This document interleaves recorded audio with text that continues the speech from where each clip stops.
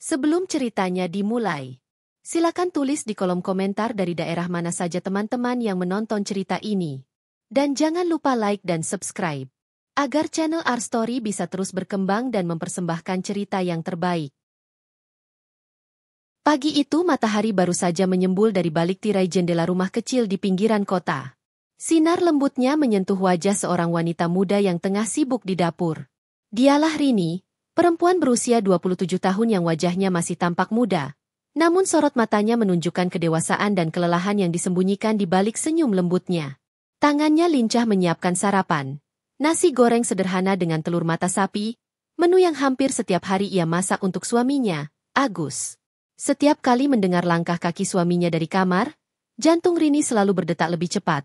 Berharap hari itu Agus akan lebih lembut, lebih hangat seperti dulu, saat mereka baru menikah. Namun harapan itu jarang sekali terwujud. Agus keluar dari kamar dengan wajah datar, mengenakan kemeja rapi, dasi hitam tergantung di lehernya. Rini menghampiri dengan senyum yang dipaksakan, mencoba menata dasinya seperti kebiasaannya dulu. "Mas, sarapannya udah siap," ucap Rini dengan nada lembut. Agus menepis tangannya pelan. "Nggak usah, aku bisa sendiri." Rini terdiam sejenak, tersenyum kaku, lalu kembali ke dapur pura-pura sibuk. Sejak Agus dipromosikan menjadi manajer di perusahaan tempatnya bekerja, sikapnya berubah pelan-pelan. Dulu ia pria sederhana yang penuh perhatian, yang selalu memeluk Rini sebelum berangkat kerja, bercanda kecil tentang masa depan mereka, tentang rumah impian, dan anak-anak yang ingin mereka miliki. Tapi sekarang, seolah jabatan baru membuatnya berjarak, membuat Rini merasa seperti orang asing di rumahnya sendiri. Rini masih ingat masa-masa sulit mereka dulu. Saat Agus kehilangan pekerjaan dan mereka harus menjual perabot satu persatu. Rini bahkan menjual cincin warisan ibunya demi modal Agus membuka usaha kecil menjual barang elektronik. Usaha itu sempat gagal, tapi Rini tidak pernah menyalahkan. Ia hanya berkata, "Nggak apa-apa, Mas. Selama kita bareng, pasti bisa mulai lagi." Dan benar, dari kegigihan itulah Agus akhirnya diterima di perusahaan besar. Ia berjanji akan membahagiakan Rini, akan mengganti setiap tetes air mata dengan tawa, tapi semua janji itu perlahan lenyap.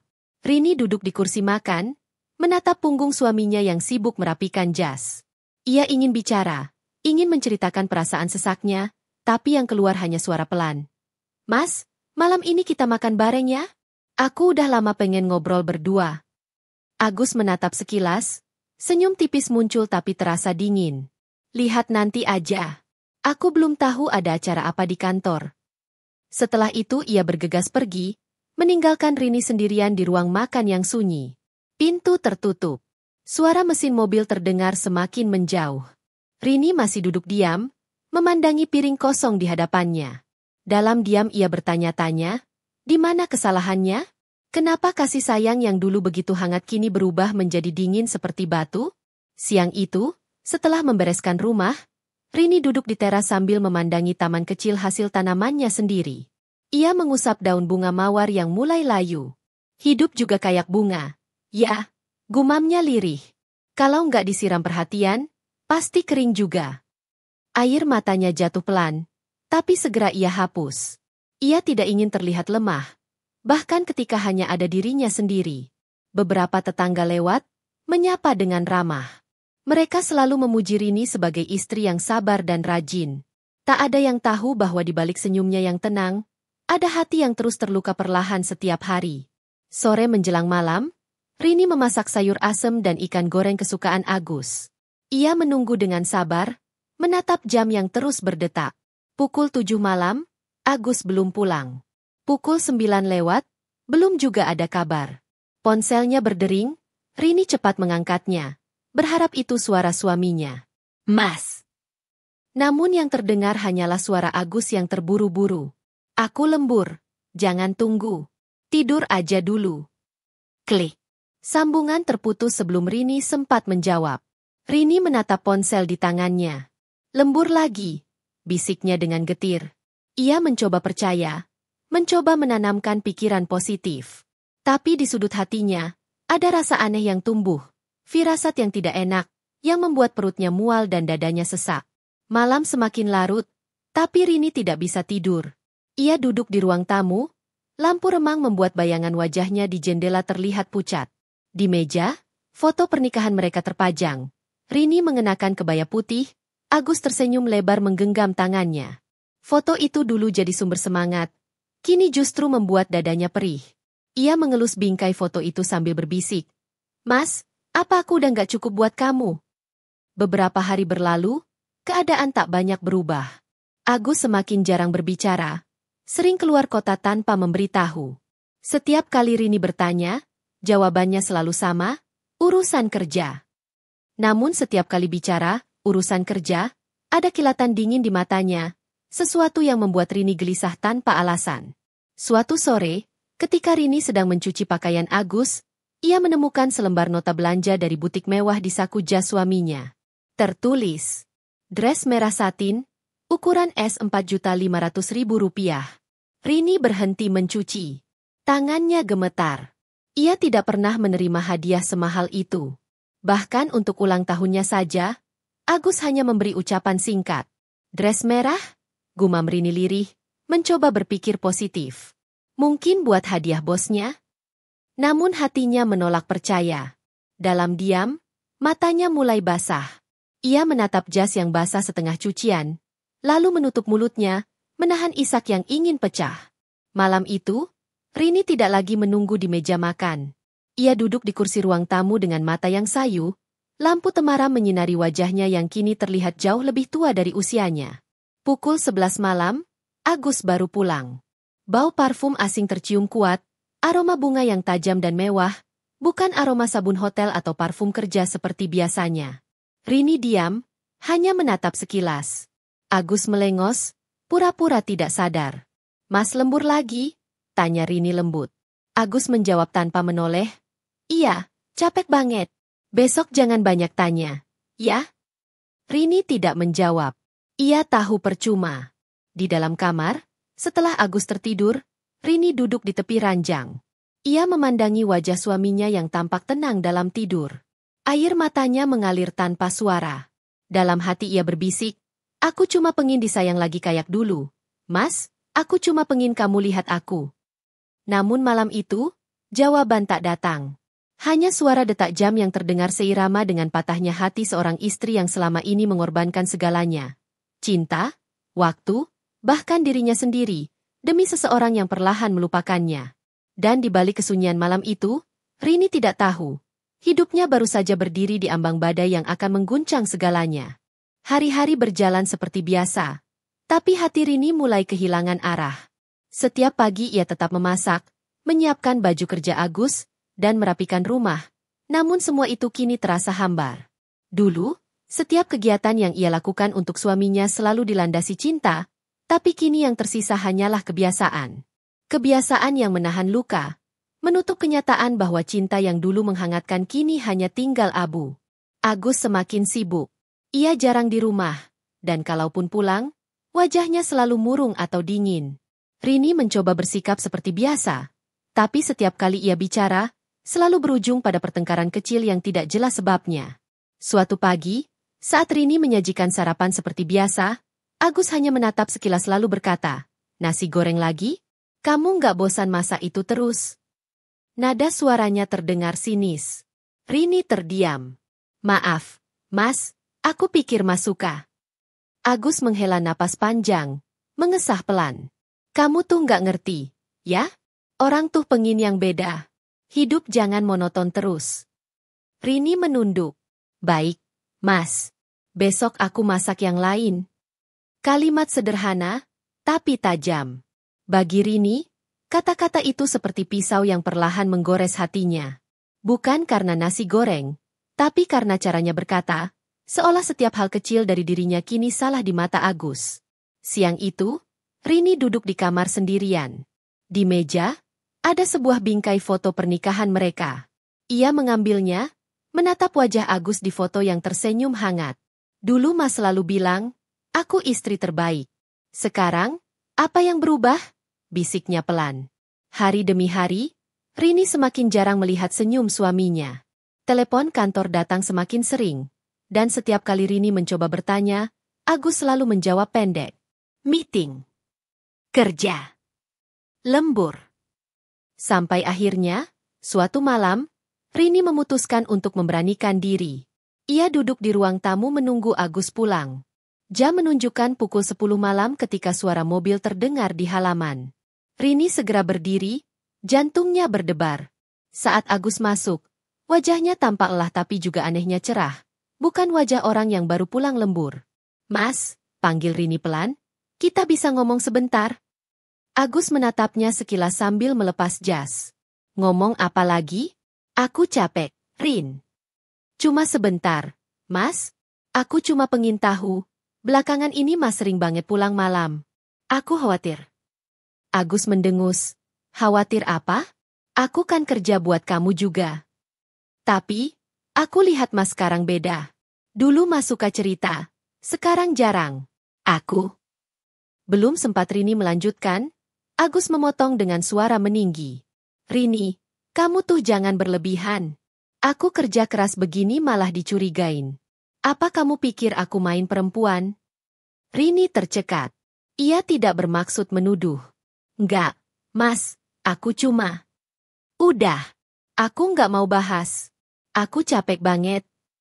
Agus berjalan ke kamar, membanting pintu dengan keras. Rini berdiri mematung. Air matanya mengalir deras, jatuh ke lantai seperti serpihan hatinya sendiri. Ia tak menyangka, keinginannya untuk bicara dari hati ke hati justru dibalas dengan amarah. Malam itu Rini tidak bisa tidur. Ia duduk di ruang tamu sampai pagi, memandangi lampu kecil yang redup. Di dadanya, ada rasa dingin yang sulit dijelaskan. Ia merasa sendirian, bahkan di rumahnya sendiri. Beberapa hari kemudian, firasat Rini mulai terbukti. Saat sedang mencuci baju Agus, ia menemukan nota restoran mahal di saku celana. Nama tempatnya ia kenal, Restoran La Belle, tempat yang terkenal dengan harga fantastis dan suasana romantis. Tertulis di nota itu, "Dinner for two Rp2.350.000. Tanggalnya malam saat Agus bilang sedang lembur. Rini menatap nota itu lama. Nafasnya bergetar. Ia duduk di lantai, kertas itu bergetar di tangannya. "Dinner berdua? Dengan siapa, Mas?" bisiknya lirih. Hari berikutnya, ia menemukan sesuatu yang lebih mengejutkan. Sehelai tisu dengan bekas lipstik merah muda di saku jas Agus. Aroma parfumnya tajam dan asing. Rini memejamkan mata, dadanya terasa sesak. Dunia seolah berhenti berputar sesaat. Malamnya, ketika Agus pulang, Rini memberanikan diri untuk bertanya. "Mas, tadi aku nemu nota restoran di celana Mas. Itu, Mas makan sama siapa?" Agus langsung berubah wajah. "Kamu ngubek-ngubek barangku?" "Aku cuma nyuci baju, Mas. Aku nggak bermaksud." "Berhenti cari masalah, Rin. Aku nggak suka istri yang suka curiga." "Tapi Mas, aku cuma tanya baik-baik. Aku cuma pengen tahu." Agus menatapnya dengan dingin. "Kamu tuh kenapa sih? Ngurus diri sendiri aja susah. Sekarang sok ngatur-ngatur aku." Rini terdiam, tercekik oleh kata-kata itu. Agus berlalu ke kamar, meninggalkan Rini berdiri sendiri di ruang tamu dengan mata basah dan hati remuk. Malam itu, setelah menangis lama, Rini membuka ponselnya. Ia mencoba menelusuri akun media sosial kantor Agus. Jantungnya berhenti sejenak ketika melihat sebuah foto yang diunggah oleh akun kantor. Di situ, Agus berdiri di depan banner besar bertuliskan, "Gala Dinner PT Sinar Abadi." Di sebelahnya, seorang wanita muda bergaun merah berdiri mesra. Namanya tercantum di caption, "Tasha Staf Marketing Baru." Wajah Tasha cantik, tubuhnya ramping, senyumnya memikat. Dan yang paling menyakitkan, di foto itu Agus tersenyum. Senyum yang sudah lama tidak Rini lihat di rumah. Rini menatap layar itu lama. Air matanya menetes satu persatu. "Jadi ini, yang Mas bilang, lembur, itu?" gumamnya parau. Beberapa hari setelah itu, Rini mencoba bertahan. Ia berusaha menepis pikirannya, berdoa agar semua itu hanya salah paham. Tapi Tuhan seolah ingin membuka matanya lebih lebar. Suatu sore, Rini pergi ke supermarket. Di sana, tanpa sengaja ia melihat seseorang yang sangat ia kenal, Agus. Ia berjalan dengan seorang wanita muda yang mengenakan gaun merah muda. Mereka tampak tertawa, tangan mereka saling bertaut. Rini bersembunyi di balik rak, menahan napas. Jantungnya berdetak kencang. Ia ingin berteriak, ingin mendekati mereka, tapi tubuhnya kaku. Matanya tak berhenti menatap, dan air matanya jatuh begitu saja tanpa bisa ditahan. Agus tampak begitu berbeda. Ringan, bahagia, tanpa beban. Sesuatu yang tidak pernah ia tunjukkan di rumah. Sementara Rini berdiri di antara deretan barang belanja, tubuhnya bergetar, hatinya runtuh tanpa suara. Setelah mereka pergi, Rini berjalan pulang dengan langkah gontai. Sepanjang jalan, pikirannya kosong. Sesampainya di rumah, ia duduk di lantai ruang tamu, menatap kosong ke arah pintu. Ia ingin marah, tapi lebih dari itu, ia merasa tidak berharga. Ia bertanya dalam hati, apa kurangnya aku sebagai istri? Apa aku terlalu membosankan? Atau cinta memang bisa pudar begitu saja? Malam itu Rini menatap langit-langit kamar yang gelap. Dalam keheningan, ia berjanji pada dirinya sendiri. Ia tidak akan menangis lagi untuk seseorang yang tak menghargainya. Tapi janji itu tidak mudah, karena air matanya tetap mengalir, membasahi bantal sampai fajar tiba. Esoknya, ketika Agus pulang lebih awal, Rini hanya diam. Tak ada lagi pertanyaan, tak ada lagi rengekan, tak ada lagi protes. Ia hanya menatap dengan mata dingin, lalu berkata pelan, "Mas, kalau memang ada yang lain, aku cuma minta satu hal. Jujurlah." Agus terkejut, tapi hanya tersenyum tipis. "Kamu terlalu banyak nonton sinetron, Rin." Setelah itu, ia berlalu, meninggalkan Rini lagi dalam sepi. Dan malam itu, di tengah tangis yang nyaris tanpa suara, Rini sadar satu hal. Badai yang ia rasakan baru saja dimulai. Sejak beberapa bulan terakhir, Rini mulai menyadari adanya perubahan besar dalam sikap Agus. Suaminya yang dulu lembut, perhatian, dan selalu ingin segera pulang ke rumah setelah bekerja, kini justru lebih sering pulang larut malam. Alasannya selalu sama, banyak kerjaan kantor, rapat dadakan, lembur mendadak, dan proyek besar yang harus dikejar targetnya. Awalnya Rini percaya. Ia tahu pekerjaan Agus di bagian keuangan perusahaan memang menuntut tanggung jawab besar. Tapi seiring waktu, alasan itu mulai terdengar seperti alasan yang dibuat-buat. Ada malam di mana Agus bahkan tidak pulang sama sekali.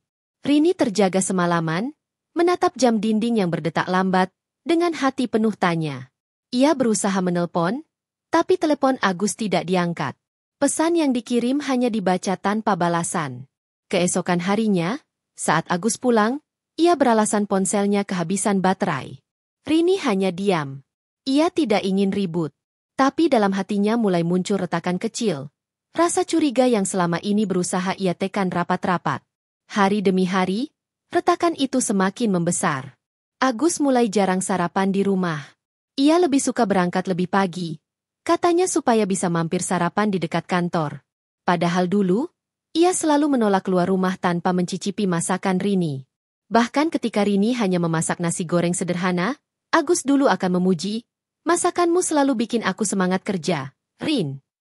Sekarang, sekadar tatapan pun jarang ia berikan. Rini mulai bertanya-tanya dalam hati, apa aku sudah tidak menarik lagi di matanya? Apa aku kurang perhatian? Apa aku berubah?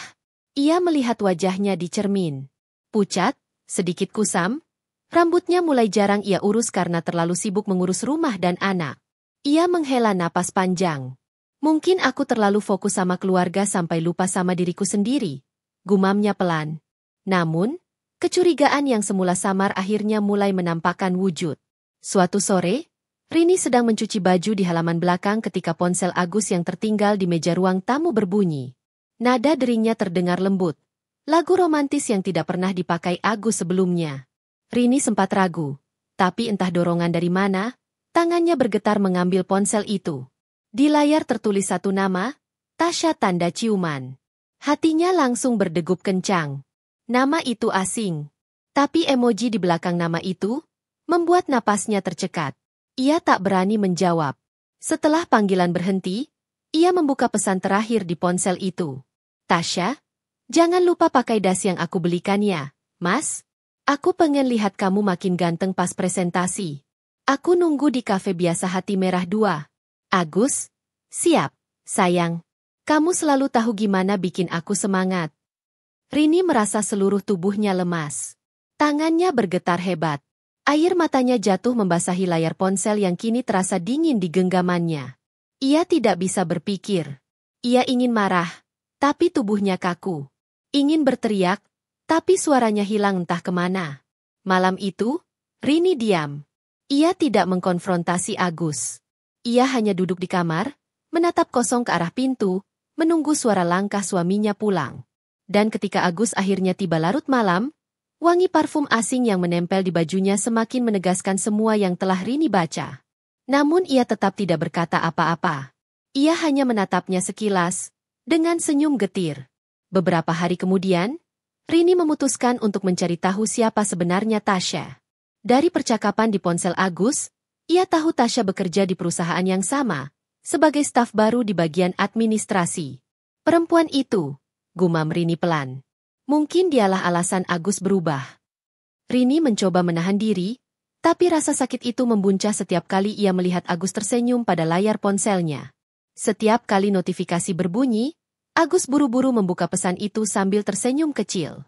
Dan disitulah Rini merasa, dirinya bukan lagi orang yang mampu membuat suaminya tersenyum. Sampai pada suatu sore, Rini diam-diam datang ke kantor tempat Agus bekerja. Ia membawa bekal makan siang, kebiasaan lama yang dulu selalu membuat Agus senang. Namun kali ini, reaksi berbeda ia dapatkan. Begitu sampai di lobi, satpam yang berjaga tampak ragu saat Rini menyebutkan ingin menemui Agus. "Maaf, Bu, Pak Agus sedang rapat. Tidak bisa diganggu," katanya sopan. "Tolong saja titipkan makanan ini," bilang dari istrinya. Ucap Rini tersenyum kecil. Namun, sebelum satpam sempat mengambil bungkusan itu, terdengar suara lembut dari arah pintu lift. Seorang wanita muda dengan dandanan rapi dan penampilan menawan berjalan keluar. Ia mengenakan rok ketat dan blus elegan, rambutnya terurai sempurna. Bibirnya merah muda, senyumnya percaya diri. Rini langsung tahu, wanita itu adalah Tasya. Tasya menghampiri dengan langkah mantap, menatap Rini dari atas ke bawah seolah sedang menilai. "Oh, jadi ini ibu rumah tangganya Pak Agus, ya?" katanya dengan nada manis tapi menusuk. Rini terdiam, matanya membesar. "Kami sering dengar cerita tentang ibu di kantor. Katanya ibu jago masak, ya?" lanjut Tasya sambil tersenyum sinis. Rini menatapnya tajam, tapi ia menahan diri. "Titip sampaikan ke suami saya, makanannya ada di sini," ucapnya datar. Tasya tertawa kecil. "Oh, nanti saya yang sampaikan kok, Bu. Kebetulan saya mau makan siang bareng beliau." Kata-kata itu seperti pisau. Rini menggigit bibirnya, menahan air mata yang hampir jatuh. Ia berbalik tanpa berkata apa-apa, berjalan cepat meninggalkan lobi dengan langkah gontai. Di belakangnya, Tasya tersenyum tipis, puas melihat reaksi itu. Dan di saat itu pula, Rini sadar, kehidupannya tak akan pernah sama lagi. Tasya bukan sekadar rekan kerja suaminya. Ia adalah badai yang siap menghancurkan rumah tangga yang telah ia bangun dengan penuh cinta dan pengorbanan. Malam itu, Rini menangis diam-diam di kamar mandi. Ia tidak ingin anaknya melihatnya lemah. Tapi air mata itu tak bisa berhenti. Yang terbayang di kepalanya hanyalah satu hal. Bagaimana mungkin seseorang yang dulu berjanji akan melindunginya, kini justru menyakitinya dengan begitu kejam? Dan sejak malam itu, hatinya mulai berubah. Rini tidak lagi hanya menangis. Ia mulai berpikir, mencari kekuatan yang selama ini ia sembunyikan di balik kesabarannya. Ia tahu, badai yang bernama Tasya baru saja dimulai. Dan ia, Rini, istri yang selama ini dianggap lemah, mulai menyiapkan diri untuk melawan. Hari-hari setelah pertemuan di lobi kantor itu terasa begitu berat bagi Rini. Wajah Tasya yang tersenyum sinis terus menghantui pikirannya. Tatapan matanya yang seolah mengatakan, "Aku yang sekarang memiliki suamimu," membuat dada Rini sesak setiap kali mengingatnya. Namun, di depan Agus, ia tetap berusaha tenang. Ia masih menyiapkan sarapan, masih mencuci pakaian, masih menjaga anak mereka dengan penuh kasih sayang, seolah semuanya baik-baik saja. Tapi di balik keheningan itu, ada badai besar yang diam-diam tumbuh di dalam hatinya. Setiap kali Agus pulang larut malam, setiap kali ia melihat suaminya mengetik sesuatu di ponsel sambil tersenyum kecil, Rini tahu bahwa senyum itu bukan lagi untuk dirinya. Senyum itu sudah berpindah. Suatu malam, Ketika Agus pulang hampir tengah malam, Rini menunggu di ruang tamu dengan wajah tanpa ekspresi. Pintu terbuka, dan aroma parfum perempuan yang sama lagi-lagi menyapa hidungnya. Rini menarik napas panjang. "Mas dari mana?" tanyanya pelan. Suaranya tenang namun dingin. Agus sedikit terkejut, tapi cepat menutupi ekspresinya. "Dari kantor, Rin." Rapatnya molor. "Rapat sampai tengah malam." Rini menatapnya lurus. Agus menunduk sejenak, lalu menghela napas. "Iya, namanya juga kerja. Aku capek, Rin. Jangan tanya-tanya terus." Rini diam. Hanya menatapnya dengan mata yang penuh kecewa. Agus berlalu begitu saja menuju kamar tanpa menoleh. Hati Rini terasa perih. Dulu, lelaki itu akan langsung memeluknya setiap kali pulang, bertanya apakah ia sudah makan atau belum. Sekarang, sekadar menatap pun sudah enggan. Keesokan harinya, Rini mencoba tetap menjalankan rutinitasnya seperti biasa. Ia mengantar anak mereka ke sekolah, kemudian pergi ke pasar untuk belanja. Namun, di antara para pedagang, ia mendengar suara bisik-bisik. "Itu istrinya Agus, kan?"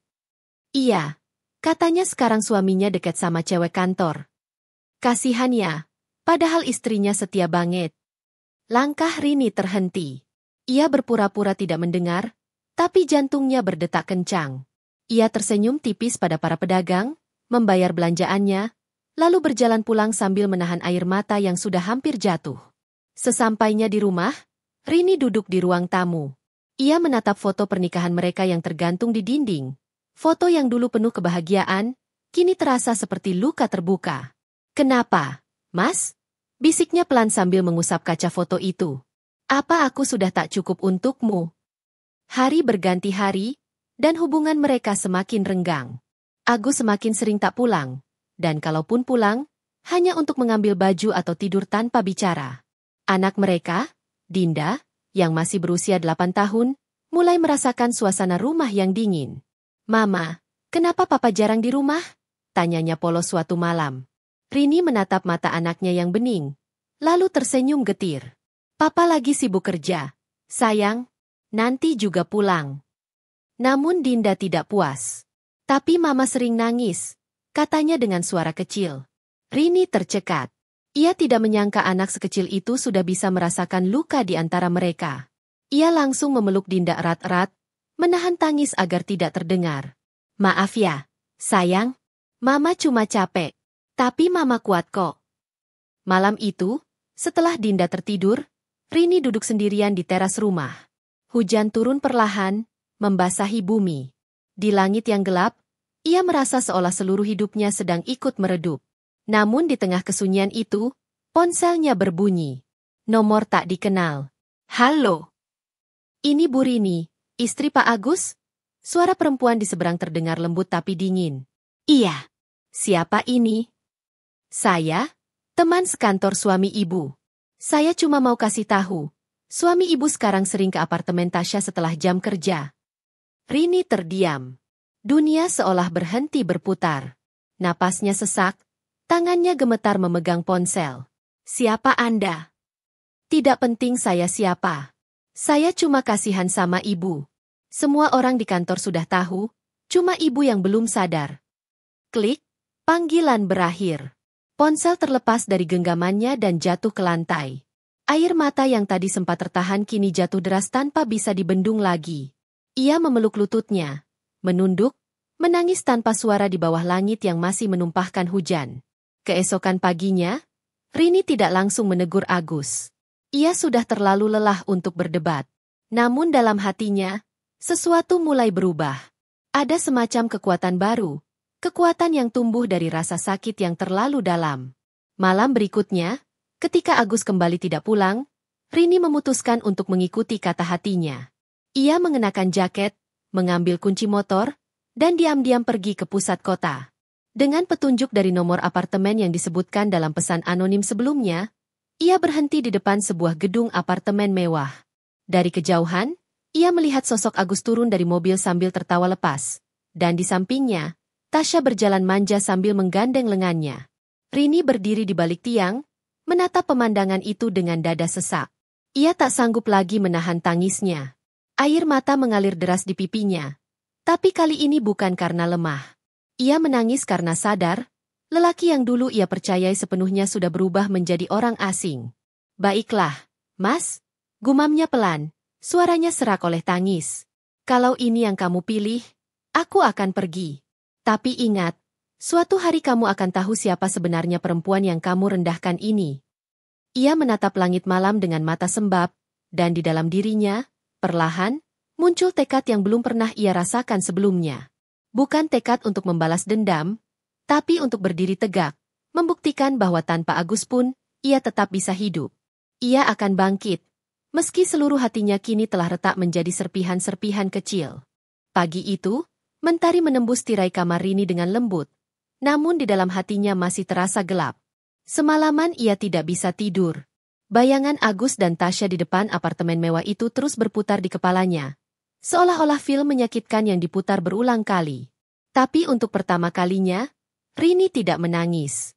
Ia hanya duduk diam, menatap bayangan wajahnya di cermin.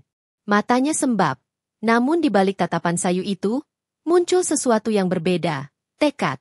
Tekad untuk berhenti menjadi korban.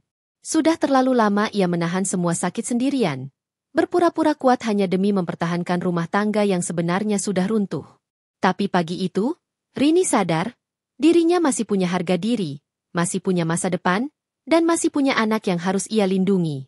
Dengan perlahan, ia bangkit dari tempat tidur, mencuci muka, lalu merapikan rambutnya yang kusut. Ia menatap dirinya di cermin sekali lagi dan berbisik pelan. Mulai hari ini, aku tidak akan menangis lagi untuk seseorang yang tidak menghargai air mataku. Hari-hari berikutnya, Rini mulai belajar menata hidupnya kembali. Ia tak lagi menunggu Agus pulang. Ia berhenti menelepon, berhenti mencari alasan untuk mempertahankan sesuatu yang hanya menyakitinya. Ia mulai sibuk mencari kegiatan baru. Sahabat lamanya, Lestari, tetangga yang dulu sering membantu Rini ketika anaknya sakit, datang berkunjung. Rin, aku lihat kamu makin kurus aja. Kamu harus keluar dari rumah sesekali. Jangan terus murung begini, kata Lestari sambil menggenggam tangannya. Rini tersenyum kecil. Aku cuma bingung harus mulai dari mana. Tar, aku gak punya pekerjaan. Semua selama ini tergantung dari Agus. Lestari menggeleng lembut. Kamu punya banyak hal, Rin. Kamu pintar masak, rapi, teliti, sabar.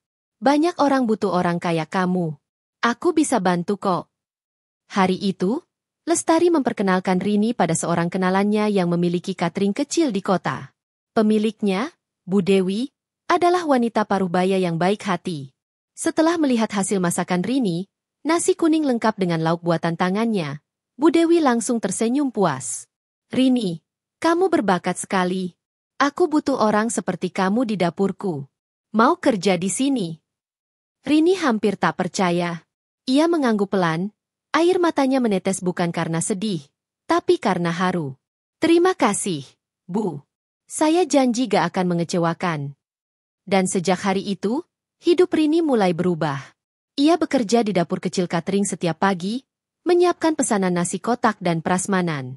Tangan yang dulu hanya digunakan untuk melayani suami yang tidak tahu berterima kasih, kini ia gunakan untuk menghasilkan sesuatu yang bermanfaat bagi dirinya dan anaknya. Setiap sore, setelah pulang kerja, Rini menjemput Dinda di sekolah. Melihat anaknya tersenyum sambil berlari memeluknya membuat semua lelahnya hilang. "Ma, Dinda dapat nilai bagus," kata Dinda dengan riang. Rini memeluknya erat, menahan air mata bahagia. "Mama bangga banget sama kamu, sayang." Malam-malam yang dulu penuh air mata kini mulai berganti dengan tawa kecil di antara mereka. Dinda sering membantu ibunya menata bekal catering, sambil bercerita tentang sekolah dan teman-temannya. Rini tersenyum, merasakan sedikit demi sedikit luka hatinya sembuh. Namun, di sisi lain, Agus tampaknya tidak menyadari perubahan besar yang sedang terjadi. Ia masih sibuk dengan dunianya bersama Tasya, menganggap Rini hanyalah bayangan masa lalu yang tidak lagi penting. Ia jarang pulang, bahkan uang bulanan pun mulai jarang dikirim. Suatu sore, Rini menerima pesan dari bank. Saldo rekening rumah tangga mereka kosong.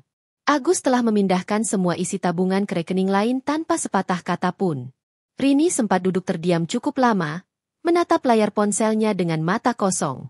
Namun kali ini, ia tidak panik, tidak menangis. Ia hanya menarik napas dalam-dalam, lalu berkata dalam hati, "Kalau dia pikir aku gak bisa hidup tanpa dia, dia salah besar." Rini kembali ke dapur, menyiapkan pesanan catering tambahan untuk keesokan harinya. Tangannya bergerak cepat, wajahnya penuh tekad.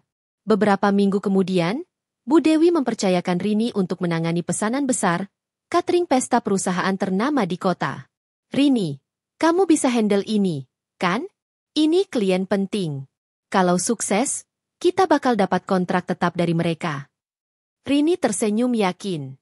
"Insya Allah bisa, Bu." Rini tidak tahu bahwa pesta yang dimaksud adalah pesta perusahaan tempat Agus bekerja. Semuanya terasa seperti takdir yang diam-diam mempersiapkan panggungnya sendiri. Malam sebelum pesta itu, Rini berdiri di depan cermin sambil menatap dirinya dengan mata berkilat. Rambutnya ia tata dengan rapi, wajahnya tampak lebih segar, dan gaun sederhana yang ia kenakan membuatnya terlihat anggun. "Dulu aku datang sebagai istri yang disia-siakan," bisiknya pelan. "Tapi besok, aku akan datang sebagai wanita yang sudah tahu siapa dirinya." Pagi harinya, mobil catering melaju menuju gedung megah di pusat kota. Rini duduk di dalam, memegang daftar menu dengan tenang. Namun, di dalam dadanya, jantungnya berdegup kencang, antara gugup dan penasaran. Ketika mobil berhenti di depan gedung yang penuh dekorasi mewah dan papan besar bertuliskan, "Gala Dinner Perusahaan PT Mandiri Jaya Abadi," langkah Rini sempat terhenti. Ia menatap tulisan itu lama, napasnya berat. Itulah tempat Agus bekerja. Ia menarik napas dalam-dalam dan berkata dalam hati, "Baiklah, Rini, inilah waktumu. Takdir sedang menuntunmu untuk berdiri di tempat di mana dulu kamu direndahkan." Dan tanpa sadar, ia baru saja melangkah menuju titik balik hidupnya. Sebuah pertemuan yang akan mengubah segalanya. Antara dia, Agus, dan Tasya. Gedung besar itu berdiri megah, diterangi lampu-lampu kristal yang berkilauan dari setiap sudutnya. Musik lembut terdengar dari dalam, berpadu dengan tawa dan obrolan para tamu yang datang dengan pakaian elegan. Malam itu adalah malam istimewa bagi PT Mandiri Jaya Abadi, perusahaan tempat Agus bekerja.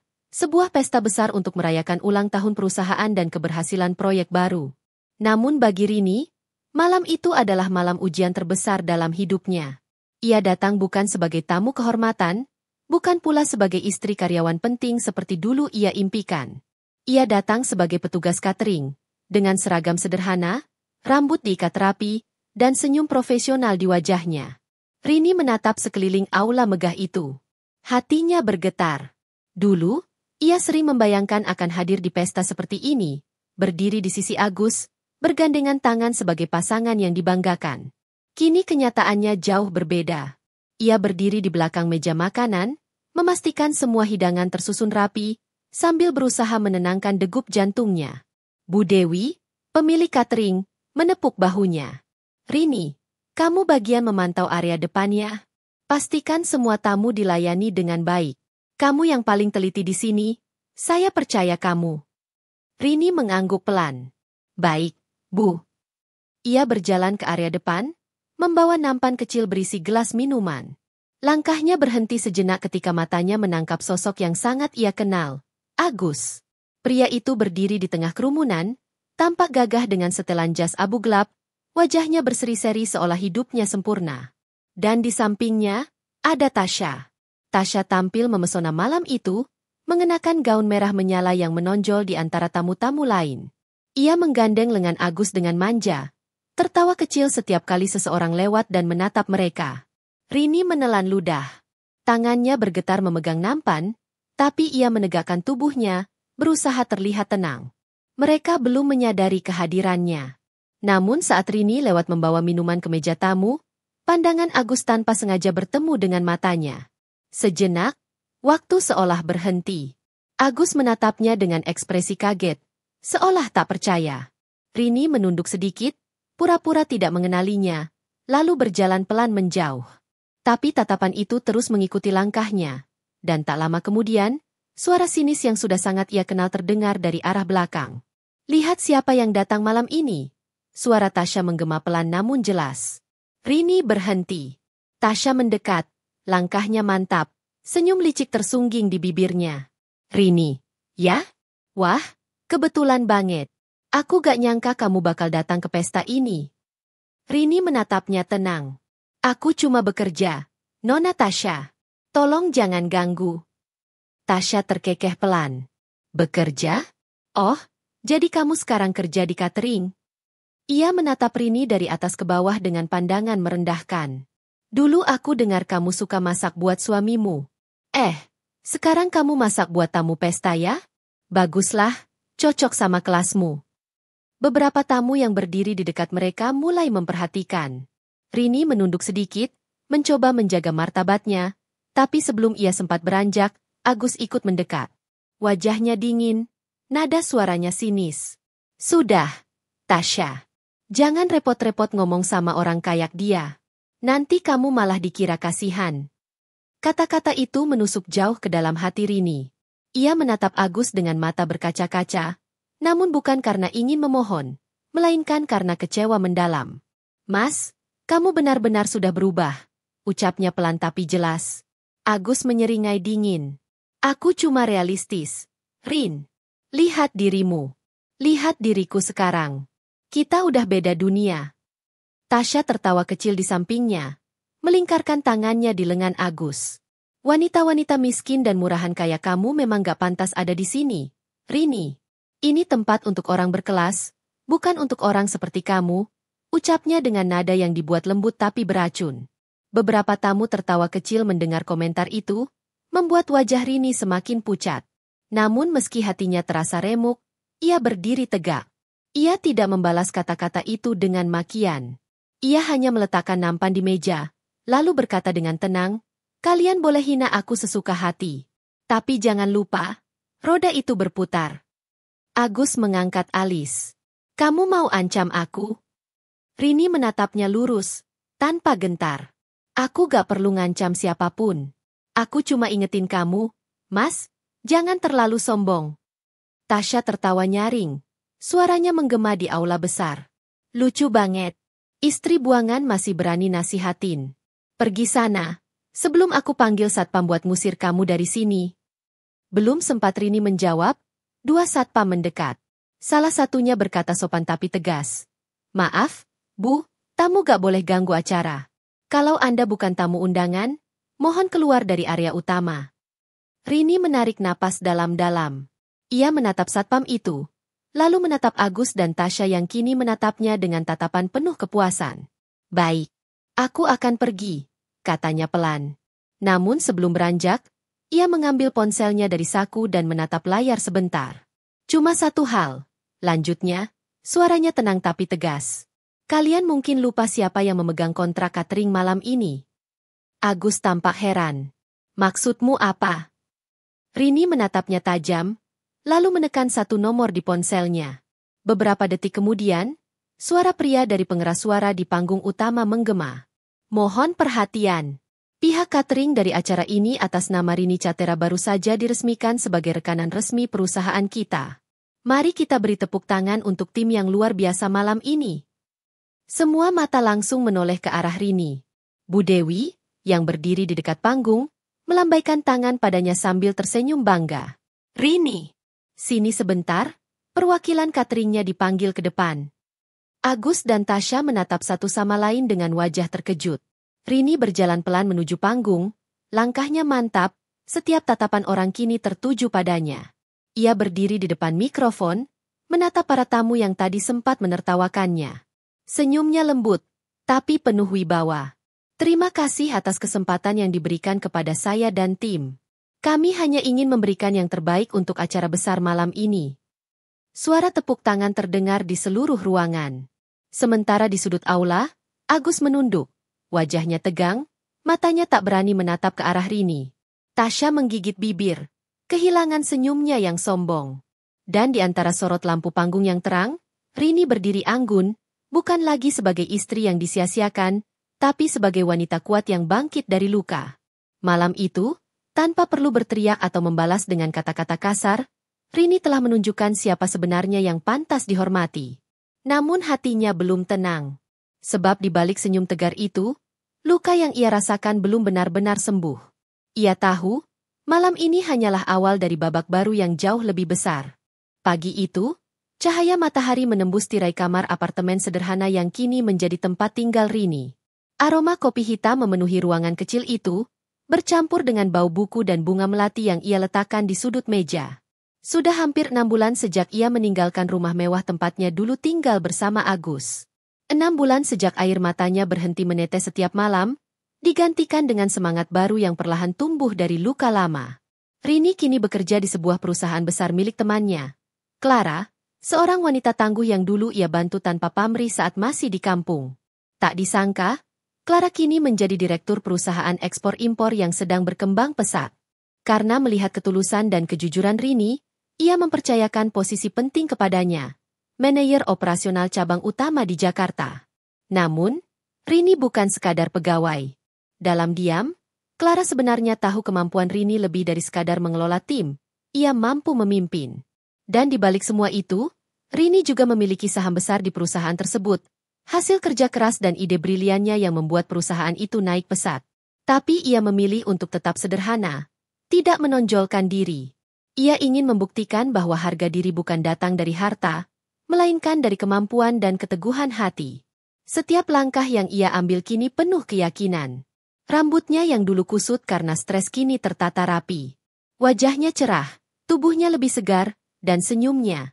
Ya, senyum itu kini kembali menghiasi wajahnya, bukan lagi sebagai topeng kesedihan, tapi sebagai tanda kemenangan kecil dari perjuangan panjang. Namun bukan berarti hidupnya kembali tanpa cobaan.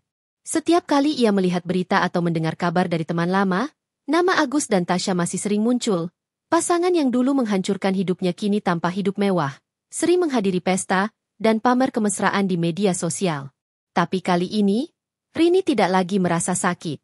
Ia hanya tersenyum tipis setiap kali melihatnya.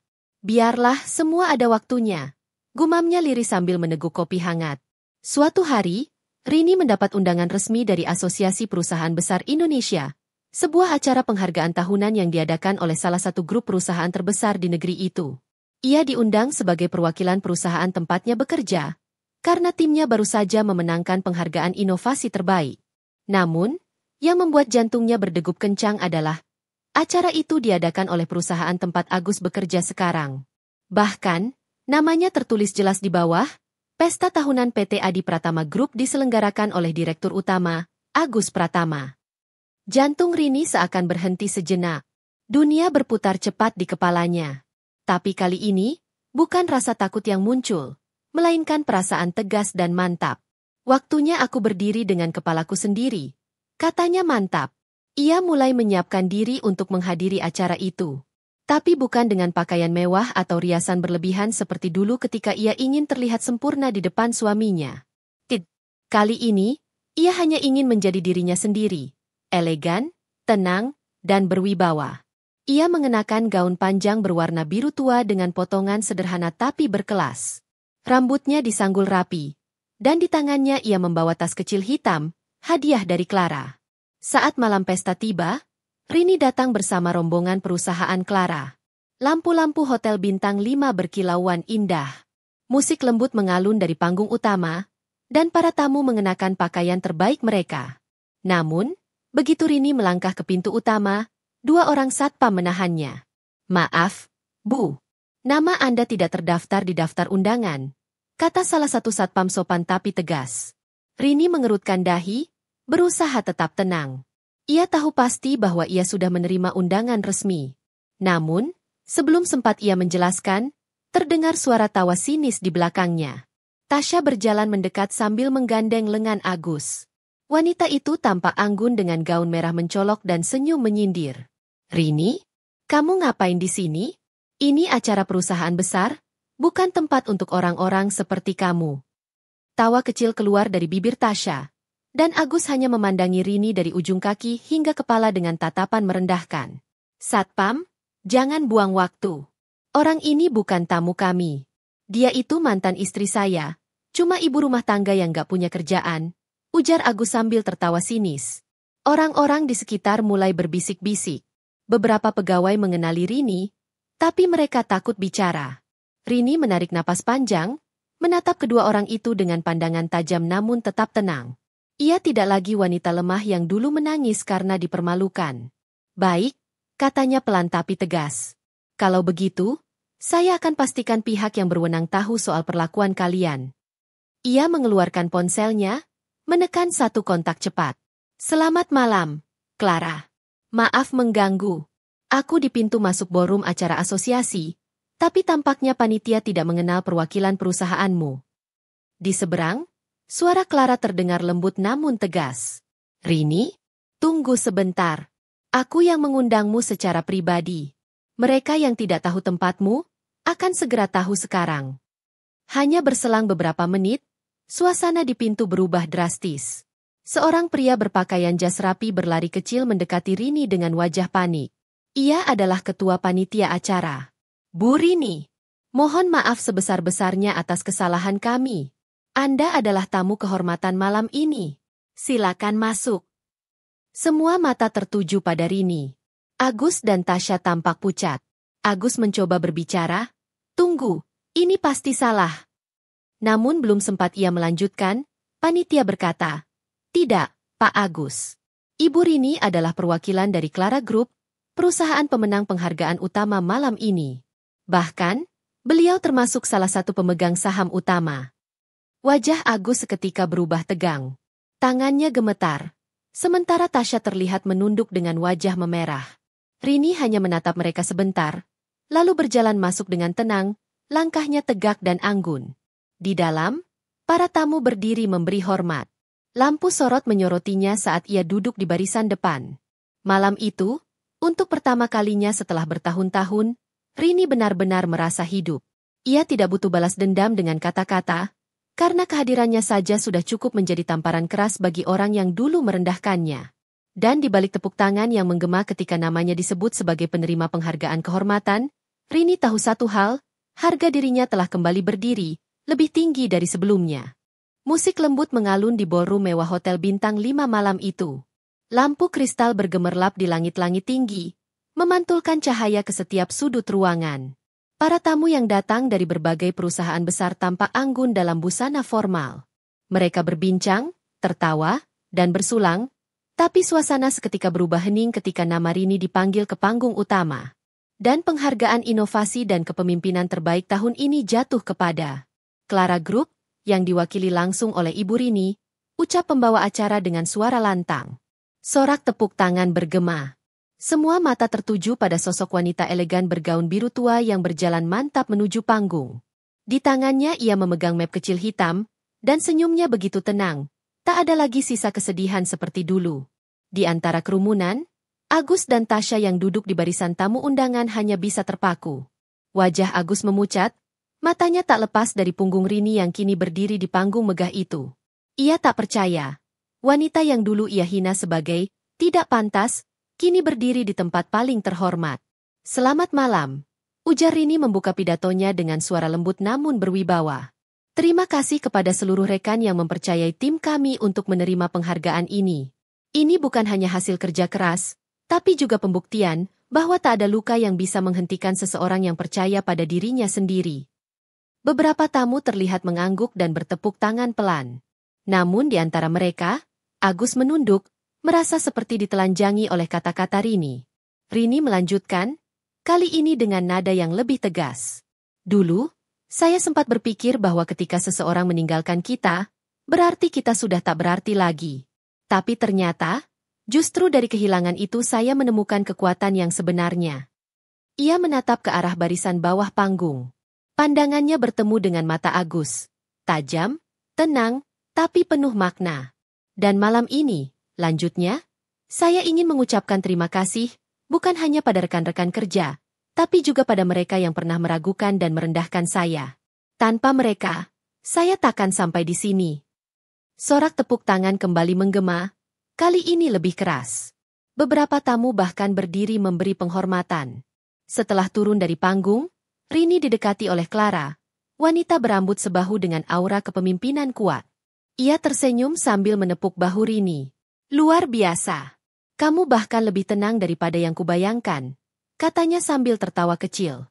Rini hanya menggeleng pelan. Aku hanya melakukan apa yang harus kulakukan. Tak lama kemudian, MC kembali berbicara di panggung. Selanjutnya, kita sambut Direktur Utama PT Adi Pratama Group, Bapak Agus Pratama, untuk memberikan sambutan dan pembukaan sesi kerjasama lintas perusahaan. Suasana kembali hening. Agus berjalan menuju panggung dengan langkah gugup. Dahi dan lehernya tampak basah oleh keringat. Tangan yang memegang mic sedikit bergetar. Selamat malam semua. Suaranya terdengar serak. Saya merasa terhormat bisa berdiri di sini di hadapan para pemimpin hebat, terutama perwakilan dari Clara Group. Ia menelan ludah, menatap sekilas ke arah Rini yang duduk di kursinya dengan tenang. Perusahaan kami berharap bisa menjalin kerjasama jangka panjang dengan pihak Clara Group, katanya sambil berusaha tersenyum. Clara yang duduk di samping Rini berdiri, lalu naik ke panggung dengan elegan. Terima kasih, Pak Agus. Tentu kami terbuka untuk kerjasama. Namun, izinkan saya memperkenalkan sesuatu lebih dulu, katanya dengan nada misterius. Sorot lampu panggung kini menyorot ke arah meja Rini. Clara melanjutkan, banyak yang belum tahu, tapi salah satu pemegang saham terbesar di perusahaan kami, orang yang memberikan ide dan strategi yang membawa kami sejauh ini adalah Ibu Rini. Ruangan seketika bergemuruh. Bisik-bisik terdengar di mana-mana. Agus terdiam di panggung, matanya membulat, wajahnya kaku seperti batu. Apa? Suaranya nyaris tak terdengar. Rini berdiri perlahan, disambut tepuk tangan tamu undangan. Ia berjalan menuju panggung, berdiri sejajar dengan Clara dan Agus. Ya, Pak Agus, katanya tenang. Saya bukan lagi hanya istri yang menunggu di rumah. Saya pemilik saham dan bagian dari perusahaan yang Anda minta kerjasamanya. Semua mata kini tertuju pada mereka bertiga. Tasya yang duduk di bangku tamu menatap pemandangan itu dengan wajah kaku dan panik. Ia memegang gelas wine-nya erat-erat sampai hampir tumpah. Rini melanjutkan, suaranya lembut tapi menusuk seperti pisau tipis. Dulu, Anda pernah berkata saya wanita miskin dan murahan. Tapi malam ini, mungkin Anda harus menilai ulang siapa sebenarnya yang murahan. Orang yang berjuang dari bawah dengan kehormatan, atau mereka yang bersembunyi di balik kedudukan dan kebohongan. Ruangan hening. Tak ada yang berani bicara. Clara menepuk bahu Rini pelan, memberi isyarat bahwa ia sudah cukup bicara. Tapi sebelum turun, Rini menatap Agus sekali lagi. Pandangan yang tenang namun penuh luka yang sudah sembuh. Terima kasih, Gus. Tanpa pengkhianatanmu, aku tidak akan pernah tahu betapa kuatnya aku sebenarnya. Ia kemudian membungkuk sedikit, lalu turun dari panggung disambut tepuk tangan meriah yang menggema di seluruh ruangan. Sementara itu, Agus berdiri terpaku. Matanya kosong. Tasya bergegas menghampirinya. Tapi ia menepis tangan wanita itu dengan kasar, wajahnya penuh rasa malu dan kemarahan. Ia tahu, malam itu, harga dirinya hancur total di depan semua orang. Namun di sisi lain ruangan, Rini hanya duduk tenang menikmati segelas jus jeruk. Senyum kecil muncul di wajahnya. Untuk pertama kalinya dalam hidupnya, ia merasa bebas dan benar-benar menang, bukan karena membalas, tapi karena berdiri di atas kebenaran dan martabatnya sendiri. Dan di antara kilauan lampu dan tepuk tangan panjang itu, ia tahu malam ini hanyalah awal dari sesuatu yang jauh lebih besar.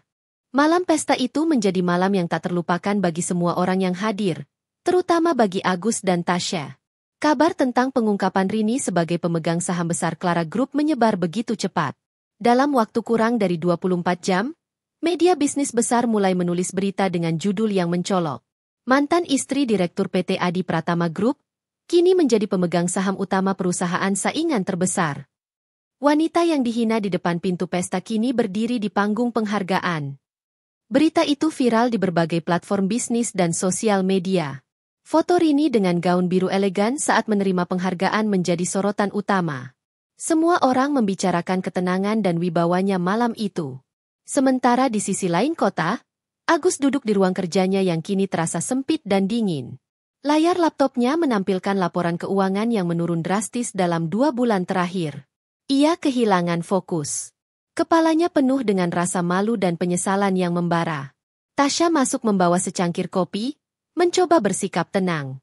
Mas, jangan terlalu dipikirin. Orang-orang pasti bakal lupa soal itu, ujarnya pelan. Agus menatapnya dengan tajam. Lupa? Kamu pikir media bakal berhenti? Mereka bahkan nulis kalau aku mempermalukan istri sahku di depan umum. Ia memukul meja hingga cangkir kopi itu tumpah. Tasya terkejut, namun diam. Ia tahu, sejak malam itu, Agus bukan lagi pria yang sama. Sejak Rini muncul di pesta, dunia Agus seolah berbalik arah.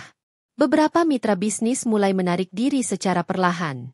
Bahkan ada investor yang memutuskan kontrak kerjasama, karena takut reputasi mereka tercemar oleh skandal moralnya yang terbuka ke publik. Rini tidak melakukan apapun untuk membalas. Ia hanya diam, dan diamnya itu justru menjadi pembalasan paling telak. Sementara itu, kehidupan Rini perlahan naik ke puncak. Ia resmi diangkat menjadi Direktur Utama Cabang Nasional Clara Group, posisi yang diamanatkan langsung oleh Clara sebelum wanita itu berangkat ke luar negeri. Namun Rini tetap sederhana.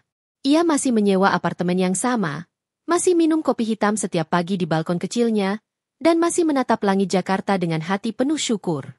Bukan karena jabatan, tapi karena ia akhirnya menemukan arti ketenangan yang dulu hilang dari hidupnya. Suatu siang, Rini menerima panggilan dari sekretarisnya. "Bu, ada seseorang yang ingin bertemu," katanya penting. Namanya Pak Agus Pratama. Rini terdiam beberapa detik. Hatinya bergetar kecil, tapi wajahnya tetap tenang. "Baik, suruh dia tunggu di ruang rapat lantai 3. Jawabnya akhirnya. Beberapa menit kemudian, Rini melangkah masuk ke ruang rapat besar. Di sana, Agus sudah menunggu, dengan jas kusut dan wajah lelah. Tak ada lagi aura kesombongan seperti dulu. Ia tampak rapuh, kehilangan percaya diri. "Rini," suaranya parau. Aku datang untuk minta maaf." Rini duduk perlahan di seberangnya. Tatapannya tenang, dingin tapi berkelas. "Maaf?" ulangnya pelan. "Untuk yang mana, Gus? Untuk saat kamu mempermalukanku di depan umum? Atau saat kamu bilang aku wanita miskin dan murahan?" Agus menunduk. "Aku bodoh. Aku terlalu buta oleh ambisi. Aku pikir kebahagiaan itu cuma soal harta dan posisi. Tapi ternyata, semua itu nggak berarti tanpa orang yang tulus kayak kamu." Suasana hening beberapa saat. Hanya suara jarum jam dinding yang terdengar tik-tik-tik perlahan. Rini menarik napas dalam-dalam, lalu berkata lembut. "Dulu aku pernah mendoakan agar kamu tahu rasanya dihina, diremehkan, dan ditinggalkan. Tapi sekarang aku sadar, aku nggak perlu balas dendam. Waktu sudah melakukannya untukku." Agus menatapnya dengan mata yang memerah. "Aku tahu aku nggak pantas dimaafkan. Tapi tolong biarkan aku minta maaf. Aku hanya ingin kamu tahu, aku menyesal." Rini menatapnya lama, lalu tersenyum kecil. "Aku sudah memaafkanmu, Gus. Tapi maaf bukan berarti aku akan kembali. Aku sudah terlalu jauh berjalan untuk kembali ke masa lalu yang penuh luka." Agus menunduk lebih dalam. Air matanya jatuh tanpa suara. Rini berdiri, menatap keluar jendela besar ruang rapat yang memperlihatkan gedung-gedung tinggi Jakarta. "Lihat, Gus," katanya lembut. "Dulu aku nggak punya apa-apa. Tapi aku punya cinta dan kesetiaan. Kamu buang itu demi seseorang yang hanya datang saat kamu di puncak. Sekarang semua berbalik." Agus menggigit bibir, mencoba menahan tangis. "Aku kehilangan semuanya. Rin. Kontrak, investor, bahkan cash. Dia pergi seminggu lalu." Rini menatapnya sekilas. Begitulah orang yang datang dengan pamrih, akan pergi saat keuntungan berhenti. Agus tertunduk lemas. Dalam hatinya, penyesalan menumpuk seperti batu. Sementara Rini berjalan menuju pintu, ia berhenti sejenak dan berkata tanpa menoleh. "Semoga kamu belajar satu hal dari semua ini, bahwa harga diri seorang wanita tidak pernah bisa diukur dari harta, tapi dari bagaimana dia berdiri setelah dihancurkan." Rini melangkah keluar, meninggalkan Agus sendirian di ruang rapat itu. Langkahnya mantap, sepatu haknya berderap lembut di lantai marmer. Ia tak lagi membawa beban dendam, hanya keyakinan bahwa Tuhan sudah menuntunnya sampai di titik ini. Sore itu, ketika matahari mulai turun, Rini berdiri di balkon kantornya sambil menatap langit jingga. Ia tersenyum lembut. Angin sore menyentuh wajahnya, membawa rasa damai yang tak pernah ia rasakan sebelumnya. Kini ia tahu, Luka yang dulu hampir membunuhnya justru menjadi batu loncatan menuju kehormatan yang tak ternilai. Luka itu memang dalam. Tapi dari situlah tumbuh kekuatan yang membuatnya berdiri lebih tinggi dari siapapun yang pernah menjatuhkannya. Langit pagi di Jakarta tampak cerah. Mentari menembus tirai jendela tinggi kantor pusat Clara Group, memantulkan kilau keemasan pada meja kerja elegan yang kini menjadi milik Rini. Di dinding, terpasang plakat besar bertuliskan, Rini Mahastri, Direktur Utama Clara Group Indonesia. Rini duduk di kursinya yang menghadap ke jendela besar. Dari sana ia bisa melihat hiruk-pikuk kota. Kendaraan berlalu lalang, gedung-gedung menjulang, dan orang-orang bergegas mengejar kehidupan mereka. Ia tersenyum pelan. Dulu, setiap kali melihat pemandangan seperti ini, ia hanya bisa bermimpi. Tapi kini, semua itu nyata. Bukan karena keberuntungan, melainkan karena keteguhan hati dan keikhlasan yang ia tanam bertahun-tahun lalu. Hari itu adalah hari penting. Ia akan menandatangani kerjasama besar antara Clara Group Indonesia dan salah satu perusahaan internasional yang akan membuka peluang kerja bagi ribuan orang di tanah air. Sebuah langkah besar, bukan hanya bagi dirinya, tapi bagi banyak orang yang dulu senasib dengannya. Wanita-wanita yang sempat diremehkan, ditinggalkan, dan dianggap tak mampu. Namun sebelum acara dimulai, sekretarisnya masuk membawa sebuah amplop coklat. Bu Rini, ini baru dikirim ke resepsionis. Katanya dari seseorang yang pernah mengenal Anda. Ucapnya hati-hati. Rini membuka amplop itu perlahan. Di dalamnya, ada sebuah surat dan foto lama, foto dirinya bersama Agus saat pernikahan dulu. Di bawah foto itu tertulis tangan. Aku tahu aku tak bisa memperbaiki apa yang sudah hancur. Tapi aku berterima kasih karena kamu pernah mencintaiku dengan tulus. Semoga kamu selalu bahagia. Agus. Rini terdiam lama. Ia memandangi foto itu dengan mata berkaca-kaca. Ada kenangan yang sempat menyakitkan, tapi kini terasa seperti bayangan jauh yang tak lagi menyentuh hatinya. Ia tersenyum kecil dan berkata lirih. Terima kasih, Gus. Sekarang aku benar-benar sudah memaafkanmu. Ia melipat surat itu rapi, memasukkannya ke dalam laci, dan menutupnya pelan. Tidak ada amarah, tidak ada air mata, hanya ketenangan. Karena sesungguhnya, kemenangan terbesar bukanlah membuat orang lain menyesal, tapi mampu memaafkan tanpa kehilangan harga diri. Tak lama kemudian, Clara datang dari luar negeri khusus untuk menghadiri acara itu. Ia langsung memeluk Rini erat. Aku bangga sekali padamu, Rin. Kamu bukan hanya menyelamatkan perusahaan ini, tapi kamu juga memberi contoh bahwa wanita bisa bangkit tanpa harus menjatuhkan. Rini tersenyum, matanya berbinar lembut. Terima kasih, Clar. Semua ini juga karena kamu percaya padaku waktu aku bahkan tak percaya pada diriku sendiri. Tidak, jawab Clara sambil memegang bahunya. Kamu yang menemukan kekuatanmu sendiri. Aku hanya menunjukkan cermin agar kamu bisa melihat siapa dirimu sebenarnya. Rini tertawa kecil. Kamu selalu tahu cara bicara yang menyentuh hati. Beberapa jam kemudian, acara penandatanganan kontrak dimulai. Ballroom hotel itu penuh dengan tamu penting, media, dan perwakilan dari luar negeri. Di tengah sorotan lampu dan kamera, Rini berdiri dengan percaya diri, mengenakan setelan putih elegan dengan jilbab lembut warna krem. Saat menandatangani dokumen kerjasama, kilatan kamera berulang kali memotret wajahnya. Suara tepuk tangan menggema ketika kesepakatan resmi ditandatangani. Dengan ini, kerjasama resmi antara Clara Group Indonesia dan Global Pacific Corporation disahkan, ujar MC dengan suara lantang. Semua tamu berdiri memberi tepuk tangan meriah. Di antara kerumunan itu, ada sosok Agus yang berdiri di sudut ruangan, berpakaian sederhana. Ia datang diam-diam, hanya ingin melihat dari jauh. Wajahnya terlihat lebih tua, namun ada senyum kecil di sana. Senyum yang menyiratkan penyesalan sekaligus kebanggaan. Rini sempat melihatnya. Pandangan mereka bertemu sebentar. Tak ada dendam, tak ada luka. Hanya dua orang yang sama-sama belajar dari masa lalu. Rini menunduk sedikit memberi hormat dari jauh, dan Agus membalas dengan anggukan kecil. Setelah itu, ia pergi perlahan, meninggalkan ruangan dengan hati yang tenang. Sementara Rini melangkah ke atas panggung untuk memberi sambutan. Terima kasih atas kepercayaan yang telah diberikan, katanya dengan suara lembut tapi tegas. Hari ini bukan tentang saya pribadi. Ini tentang setiap orang yang pernah jatuh, diremehkan, atau dihina, tapi memilih untuk bangkit, bukan membalas. Ruangan hening mendengarkan setiap katanya. Dulu saya berpikir kebahagiaan adalah memiliki seseorang yang mencintai kita. Tapi sekarang saya tahu, kebahagiaan sejati adalah ketika kita mampu mencintai diri sendiri tanpa harus menyakiti orang lain. Tepuk tangan bergemuruh. Beberapa orang bahkan tampak meneteskan air mata mendengar ucapannya.